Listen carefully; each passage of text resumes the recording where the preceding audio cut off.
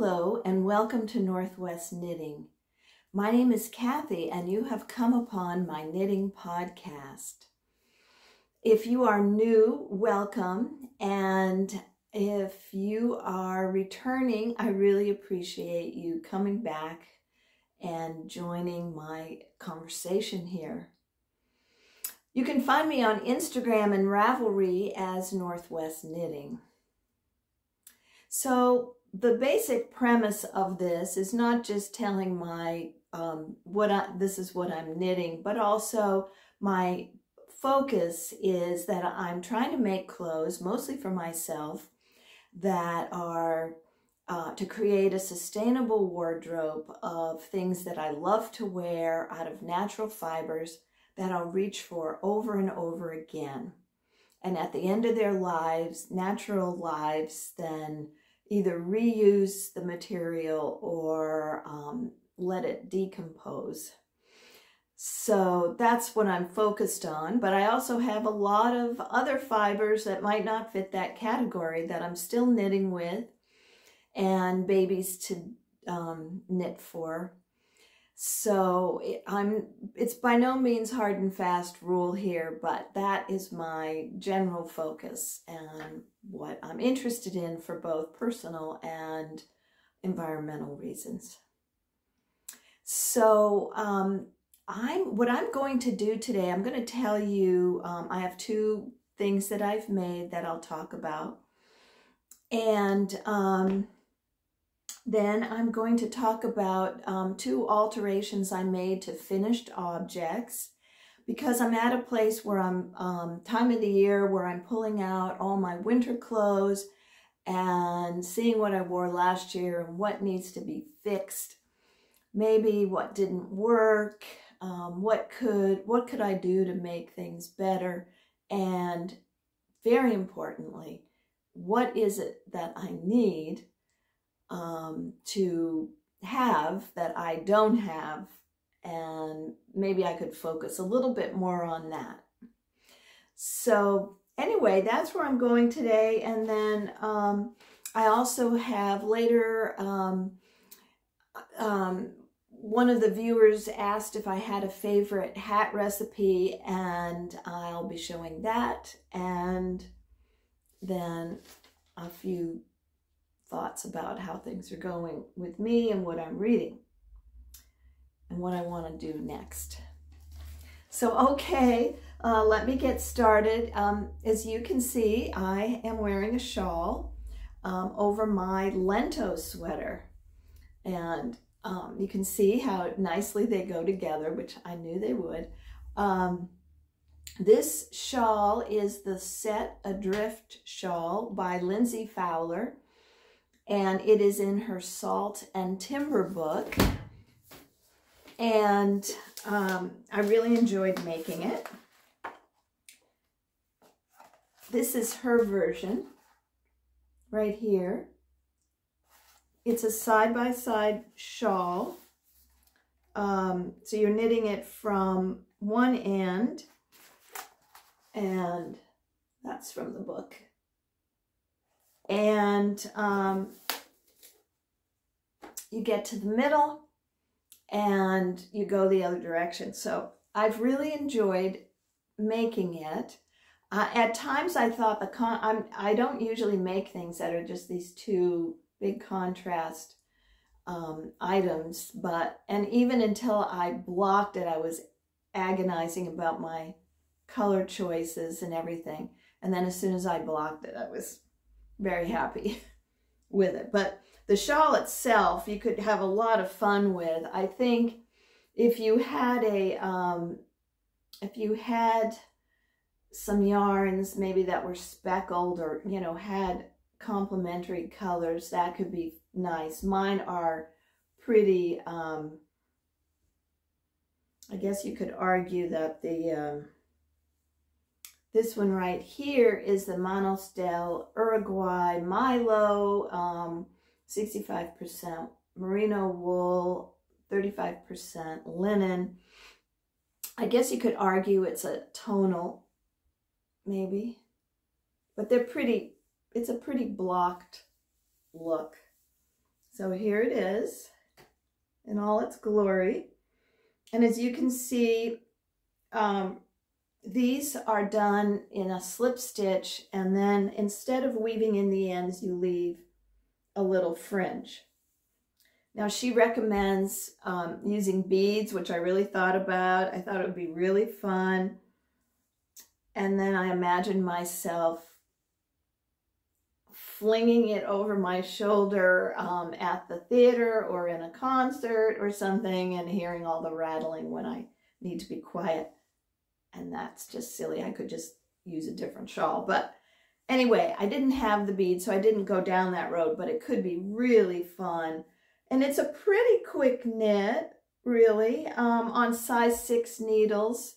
The other color I used here was Rowan Felted Tweed in the Fjord colorway.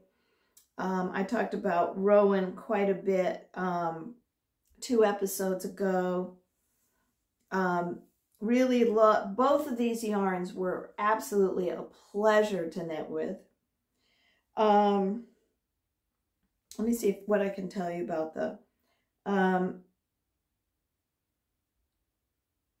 once on one of these I forgot I only did 1 of the slip stitch instead of 2, and later I went back and put the yarn on a tapestry needle and wove it in, and now I can't even tell where I did it. I think it was anyway, I can't tell. So that was a fixable thing. I do want to mention about the Milo yarn, which I have raved about because it's so enjoyable. But I do need to point out that the loose yarn, so while I was working on this, there are lots of strings hanging down. And when I went to do the fringe, I noticed that the Milo had really almost felted together. So this is 4 strands, but it looks like 2. And I was pulling them apart. It's really glommed onto itself. I don't see that as any problem for the shawl, but I did wonder what it meant if I were to make a garment out of that. So I guess if I were to do that, I would do a little research and see what other people say about how it wears, because that really did surprise me. All the felted tweed was being well behaved, and that's 4 pieces, which you can see they're not together. But the Milo really felted. So, and it's not really a reversible shawl, but it's totally pleasant and nice on the reverse side. I won't mind which side I'm on, really. It's almost a more muted over here. I don't know why. Am I making that up? I am, probably. But anyway, really nice. And I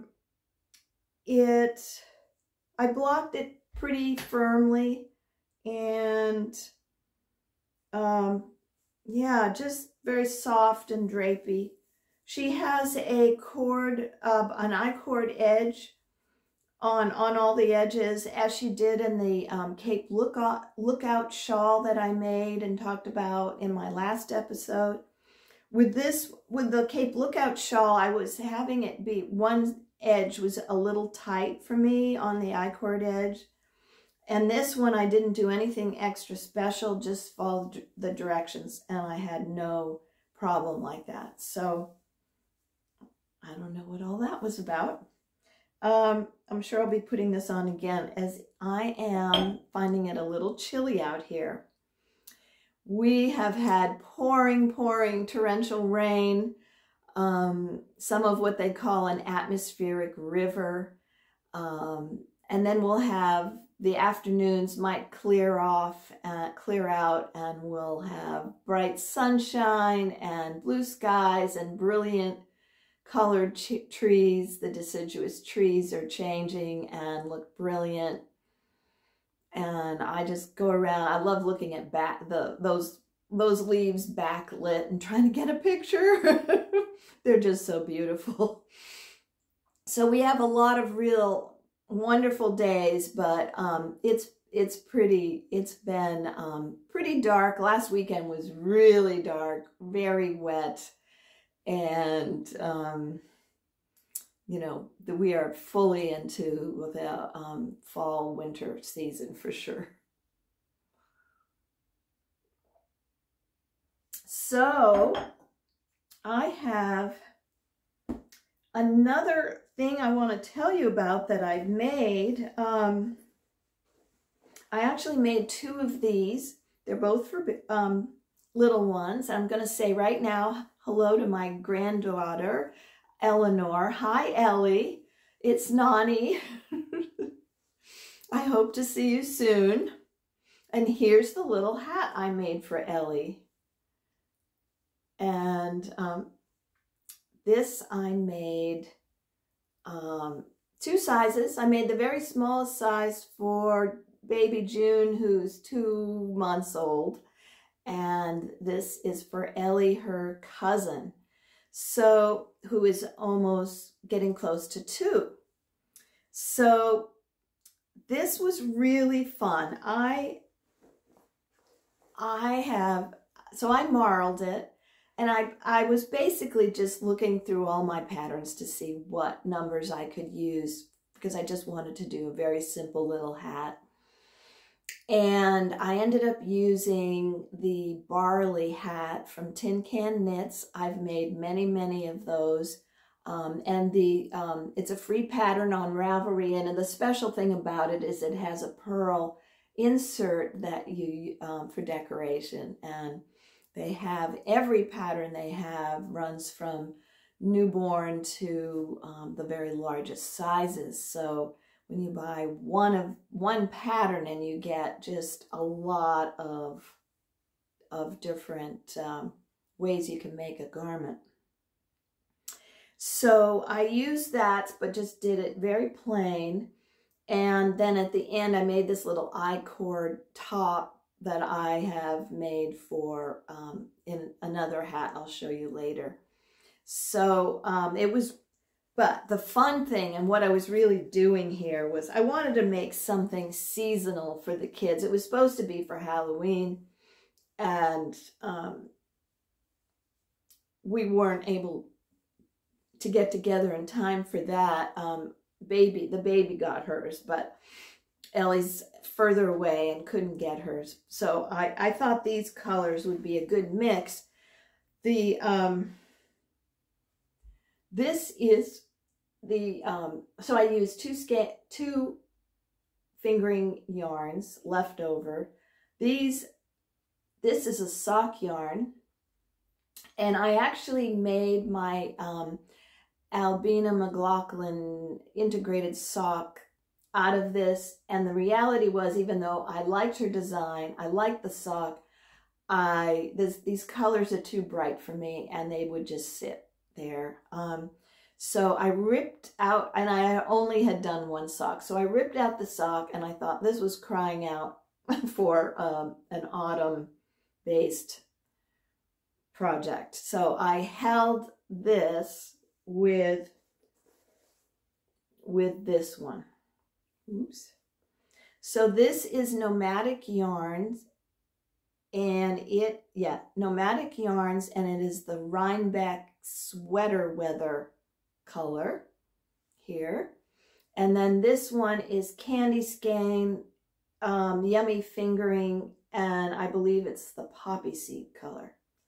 I love this. I bought quite a bit of it, and seem to always be using it for parts of baby outfits.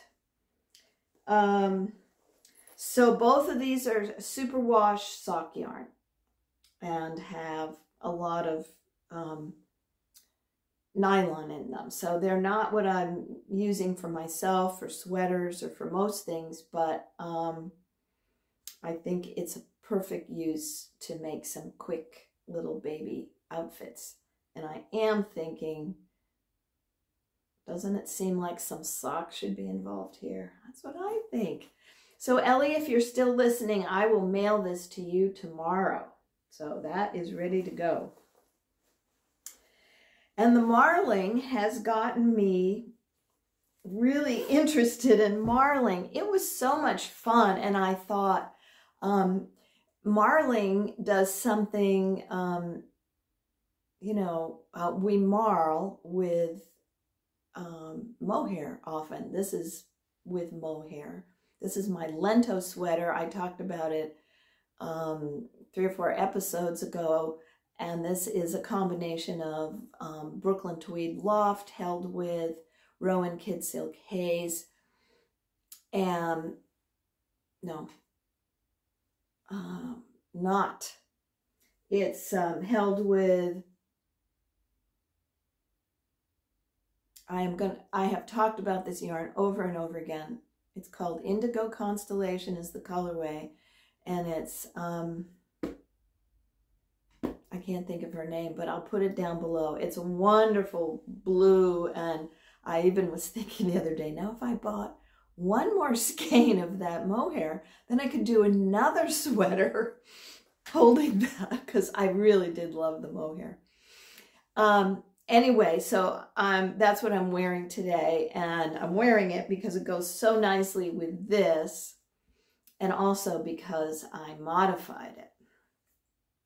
So maybe I should I'll tell about the modifications, and then I'll get back to the marling, which I'm real interested in right now. So what I did with this is, after wearing it, I mentioned even the day I showed it to you that I felt the sleeves were too short, so I added another inch. You can almost see a color difference. I can see a color difference. Not so much on this side, because the mohair is got some variation, and you know, I'm knitting, but doesn't bother me at all. I guess I would not like some major pooling on a garment. And I have had yarns that are absolute solids that are just a different dye lot, and for me it just ruined it. But on something like this, there's so much color variation. You can see up here. Something like this doesn't, I didn't even know, I can't even see it unless I look in the camera. Isn't that funny?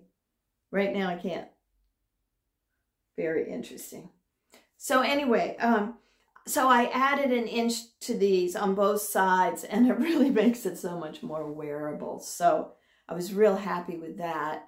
And I have so much yarn left. I have also thought about making this one longer. But I really like it. I probably won't make this one longer, but it's worth thinking about these things. And if you think you'd wear it more often, then why not? Why not make that change? The other thing that I modified of an already finished object is my Lunenburg sweater, which is the very first, from my very first episode. And I love that sweater, and it had a much more open neck, the way I knit it, in the size I knit it. I don't know that the neck is all that wide necessarily. I could have done many other variations. I could have done different things. I could have done a provisional cast on. I could have just started right here with the Lunenburg, right into the yoke, and then picked up the collar later, just to make sure it was as tight as I wanted. So I had many options, but I was drawn to the wide, more open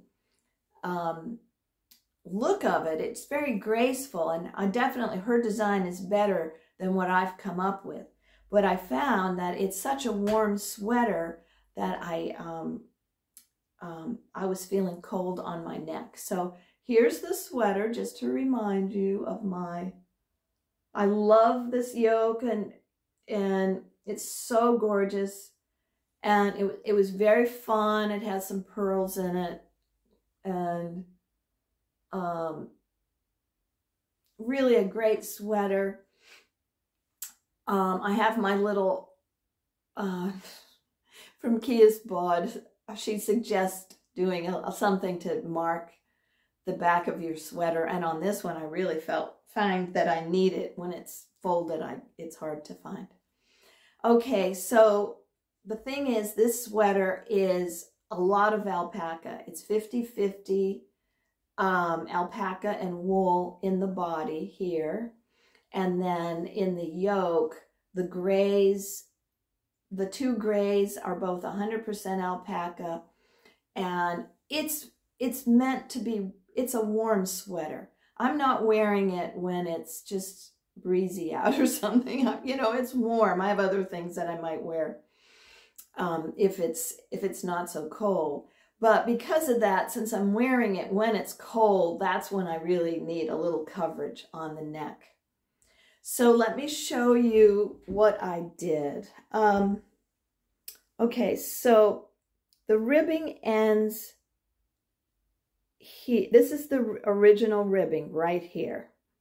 So initially I thought, okay, and I should say, let me sit down and say, I should say, I looked into it and I realized I could have done sweater surgery. I could have cut the rib off. I could have picked up the needles and then done the collar.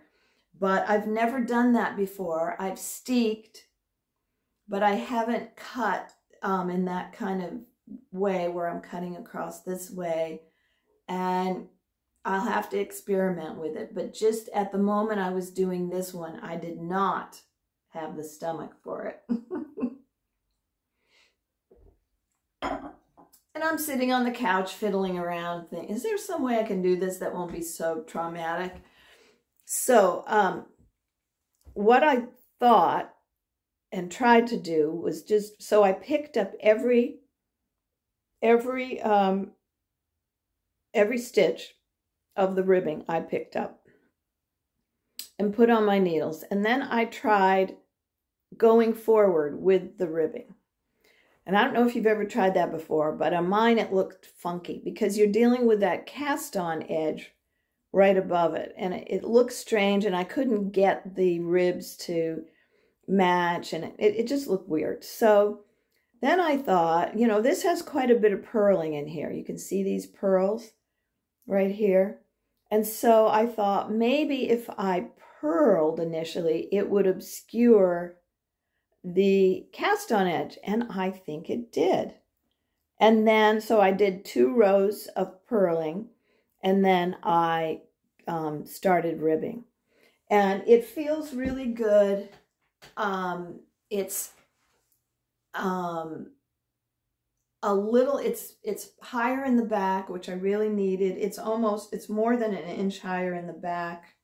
Well, all over it's more than an inch, maybe an inch and a quarter higher. It's a tiny bit high for me in the neck. But I'm finding that with a lot of my garments, even where I've had short rows. So I'm thinking of experimenting with putting, maybe doing an extra row or 2 of short rows in the back, just so I have a little more of a difference between the front and the back. The other thing, which reminds me, I was watching a podcast called It's a Sarah, and it's a Dutch woman named Sarah, has a very fun podcast, and she's real cute, and I just love how she talks about her knitting, and she doesn't like anything up here, and so she has learned to do modifications where she makes a much longer, a wider neck here, but has coverage back here. And I'm thinking of going back and listening to that a little bit more. But she's real fun if you haven't discovered her. So anyway, I am looking at my clothes. I'm trying to see what I need. And one of the things that I came up with is I've been watching Miss.Evil.Knits, who has the episodes on creativity. I talked about that last time. And so I'm not finished with those, but I'm still going through those. And so what it's doing, I don't have the same requirements for my wardrobe as she does. She goes hiking a lot and goes out for days and camps out and so forth. And I do that on occasion. But I'm definitely a summer camper for sure. So I don't have the same needs, and no, everybody is going to have different needs, but her process of thinking about what the needs are, which I think also might include what your needs aren't, but we don't want to talk about that mostly, but what your needs are is a very useful process so that you're coming out with some clothes that you're really wearing. So something I've been thinking about for a while, and she's kind of spurred me on, is that I have a couple days a week, I take an exercise class. It's a Pilates class. I've been doing it for many, many, many years. Highly recommend the concept, the doing yoga, Pilates, that kind of thing. It really keeps me looser than I am. Let's say that. So I've been doing this for many years, and so it's early in the morning, and I get up and I put on leggings, and it's not highly aerobic, so but you want clothes that really move nice, with you and so forth. Then I come out of there, and I could change my clothes, but I'm not going to work. I'm retired and so forth. But it would be nice to have more that I could wear, that I could put over my leggings, both for after class and just because I wear leggings a lot. It'd be nice to have some things that worked better with those. They're probably going to be out of fashion in about 3 minutes, and who knows what the future brings, but I'm not terribly fashionable, so I'll probably still be wearing my leggings. And but when I go to the grocery store or go to an appointment or something afterwards, I like to have more coverage and I like to look nice. So one thing I've been thinking of making is I'm thinking of making starting with a vest that is longer and more like a tunic length. So it's something I could put on and it would be good. And then if it were cold, then I can have a jacket over. But often around here, I would have many, many months of the year where I could just wear a nice warm vest. So that's something I'm looking at. And what was the other thing? And then also I have, kind of related to that, I've thought about a skirt, either making or knitting, sewing or knitting a skirt for myself, which also could work to put on over exercise clothes and look nice. So anyway, that's just kind of some of the things I've been thinking about.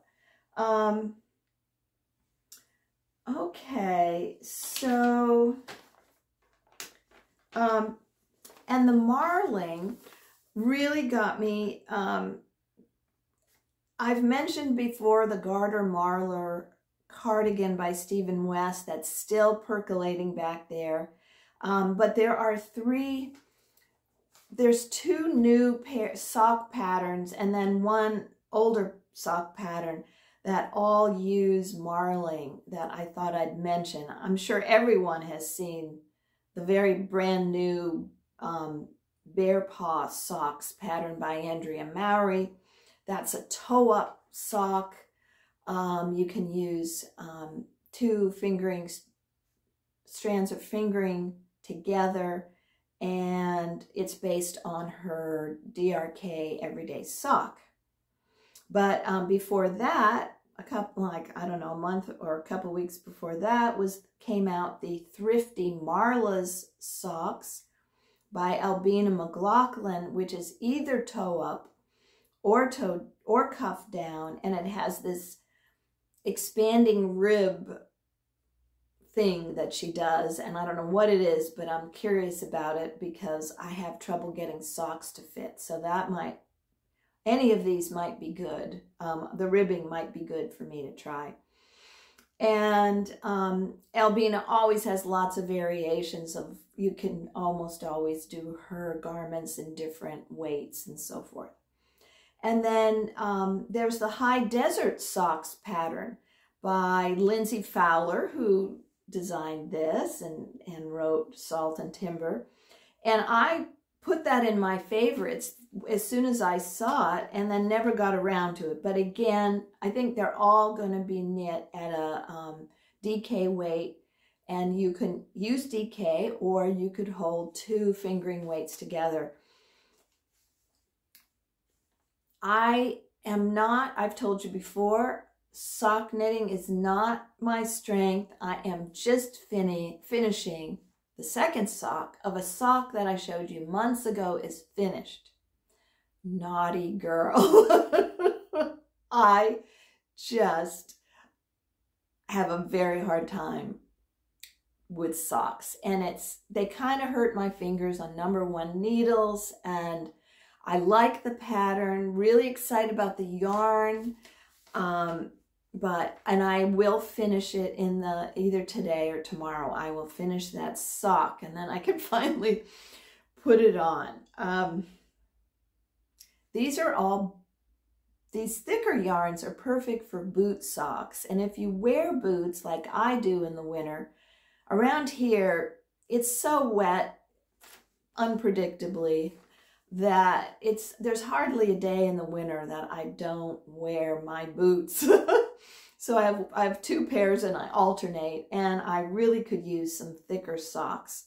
So these might be one of these might work.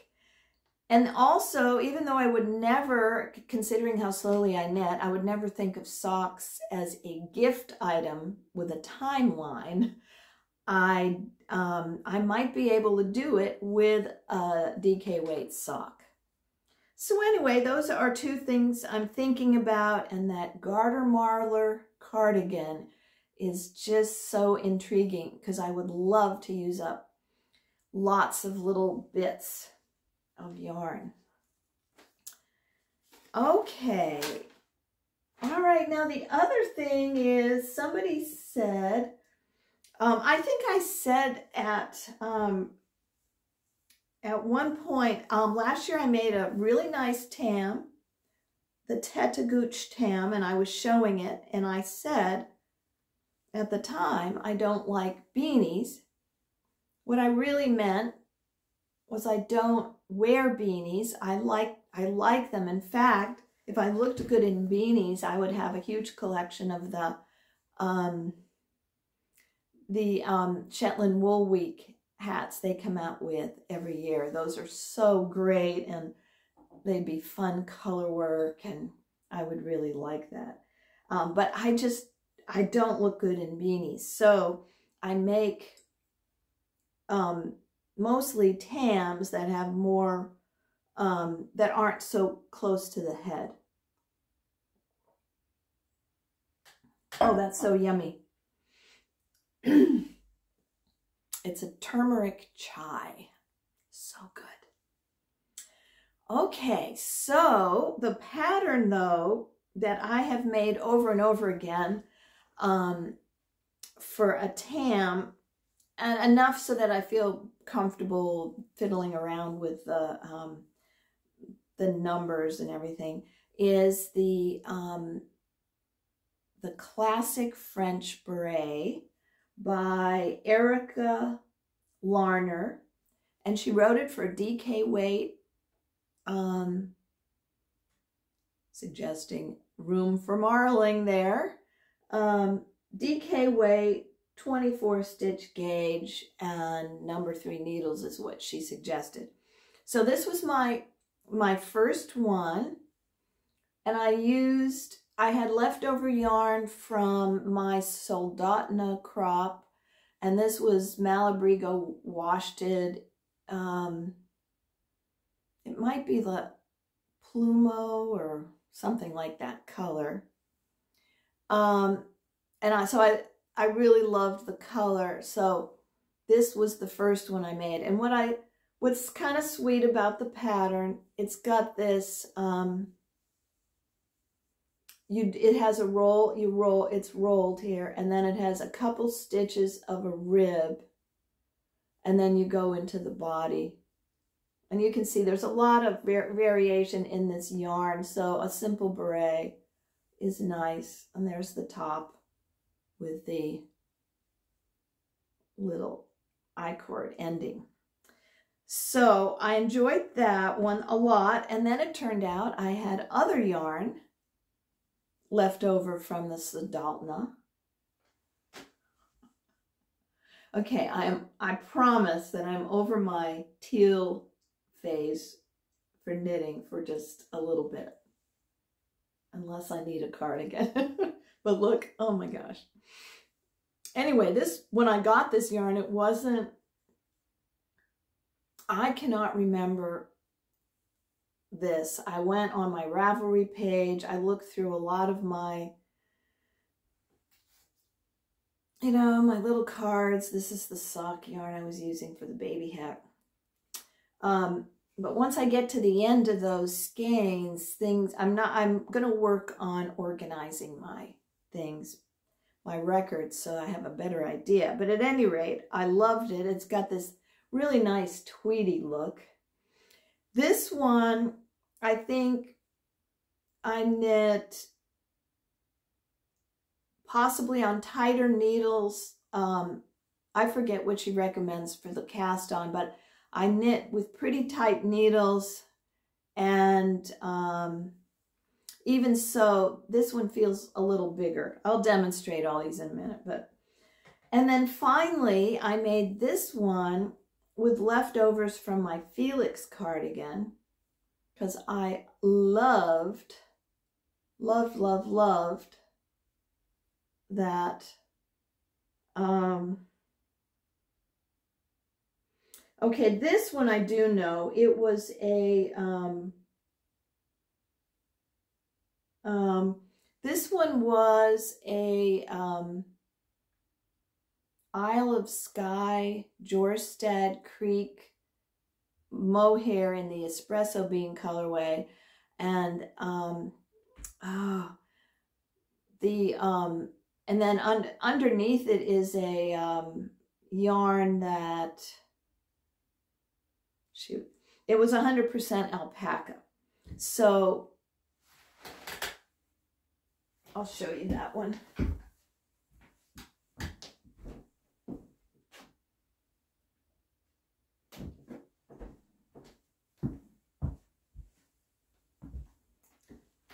So this is what I made my Felix cardigan that I talk about many episodes ago. And this was the 100% alpaca sport weight yarn, and I held it with this. And look, I still have so much left, and I love these two together. It just makes the greatest hat. Maybe I could make a hat for somebody else. So anyway, so this one, because of the alpaca and despite the mohair, I really did. I think I might have even cast on fewer stitches for the here for this little beginning area, and I'm sure I was using at least like #1 needles because I am concerned of it stretching. But so this is, it's so cute. I made this one a little, you see my little beanie top. That was fun. And this one, of course, goes with, ta-da! I am fully, if I want to be matchy-matchy, I can. I am fully matchy-matchy here. Anyway, I do wear these a lot. And there are lots of new patterns that I'd like to try right now. But sometimes when you just need a quick thing to start knitting, it's so easy and wonderful to just reach for an old pattern. You know roughly what's going to happen. No big surprises, and you can almost do it in your sleep and concentrate on the yarn and the fabric you're making and all that.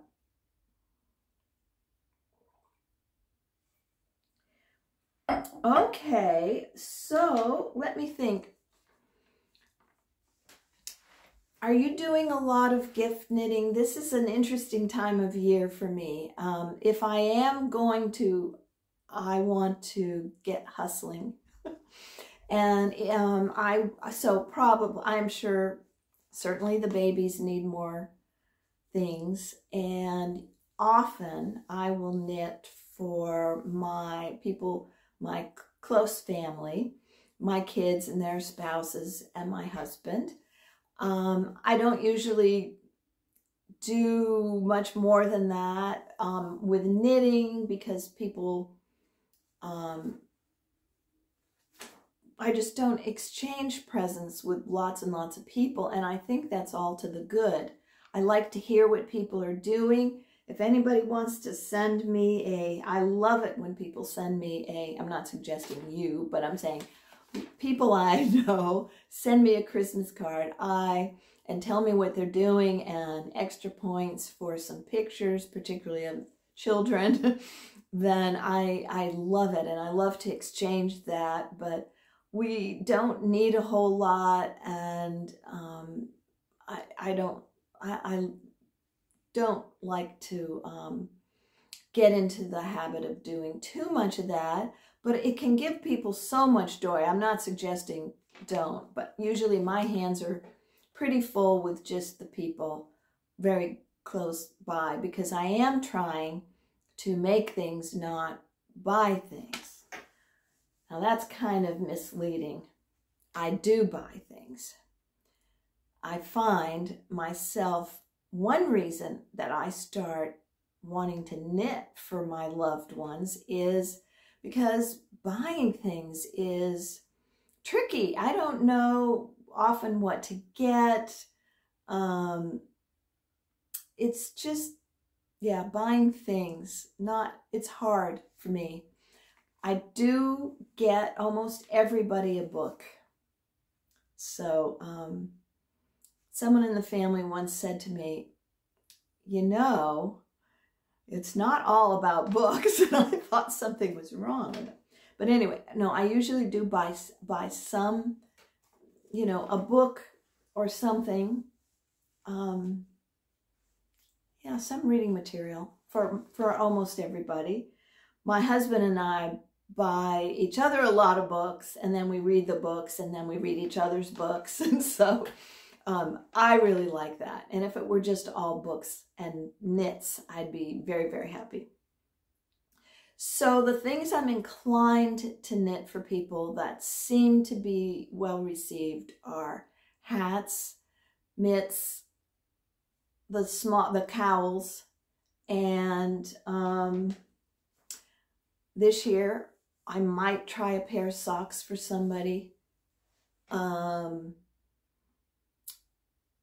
also thought, this year I saw a number of baskets that people knit. That is an idea, but it's going to have to be something smaller that I can finish fairly quickly. And so my goal is to not be stressed or feel a lot of angst about it. So I tend to pick simpler colors when I do gift knits. I have a pretty good idea of what colors they might like, or I pick very neutral. I have a beautiful skein of oatmeal yarn that I bought at Youthful Fiber Farm that's so yummy and squishy in a light worsted, and that will be something for somebody I love. So anyway, I'm interested in how you do it. I mean, do you do it a lot and it feels like a big project, or is it something that you've come to a nice relationship with? So if you found some good way to deal with it, I'd love to hear. And then finally, I'm going to mention again a book I mentioned last time called Raw Material by Stephanie Wilkes. And this was a really interesting book. She wrote it when she started learning how to be a sheep shearer. It's kind of a memoir of her working with material in the West. So a lot about the sheep and the shearing, but written very enjoyably, as I mentioned last time. And she has a whole chapter that talks about climate beneficial wool or farming. So that really, my viewer Kat had recommended the book for that chapter, and I really am shocked at how little I learned about this in school. And of course I'm old, so it was a very, very long time ago. But anyway, one of the pieces that really struck me is she's talking about how, you know, there's carbon dioxide in the air. Plants capture the carbon. The sheep eat the plants, and they convert the carbon to wool. So your wool garment is carbon sequestered from the atmosphere a number of years prior to you ever getting it, which I think is awesome. And then if it can decompose, you could just put it in the ground where it belongs. So that is a really interesting story, and lots about raising sheep in a way that is good for the environment.